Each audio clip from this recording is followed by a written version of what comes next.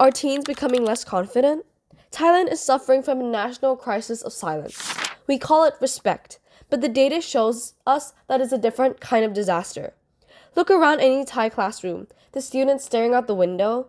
Data tells us there's a 1 in 3 chance they feel a persistent sadness, a 40% increase since 2009. The girl scrolling on her phone, there's a 4 in 5 chance she is at war with her own body.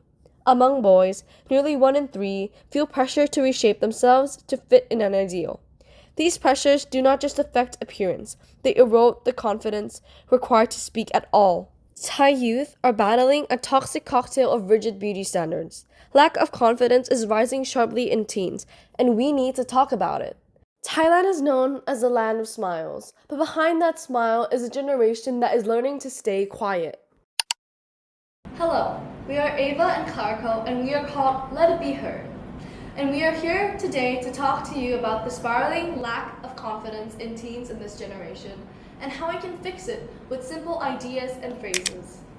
One major reason is the modern distortion of a deeply Thai value,ความเกรงใจ. Traditionally, this means empathy, awareness of others, consideration, and social grace, and it is a foundation of Thai culture.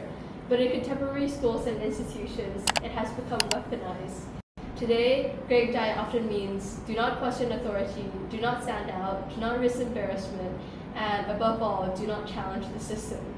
For teenagers already struggling with body dysmorphia, anxiety, and low self-worth, this cultural pressure is paralyzing. When silence is rewarded and confidence is punished, young people do not learn to lead, they learn to comply. And when respect is defined as silence, disagreement becomes a moral failure rather than an intellectual act. Our government pushes for a Thailand 4.0, a value-based economy driven by creativity and innovation. But innovation requires friction. To innovate, you must question, you must challenge, you must risk being wrong. The Thai education system, however, is designed for obedience, not disruption. We are training robots for a world that requires rebels. The rising lack of confidence means Thailand is falling behind. For example, according to the 2022 Program for International Student Assessment results, Thai students rank in the bottom tier for creative thinking. A community cannot thrive this way. The solution begins in education. Confidence is an environmental outcome, not a personality trait. Every classroom should treat a well-argued wrong answer as more valuable than an empty correct one. This means moving beyond rote assessments towards debate, student-led inquiry, and evaluation based on evidence. Moreover, authority must be trained to receive challenge. Teachers, administrators, and leaders cannot demand creativity while reacting defensively to critique. Professional training should explicitly include how to facilitate dissent, how to invite questions, and how to model intellectual humility.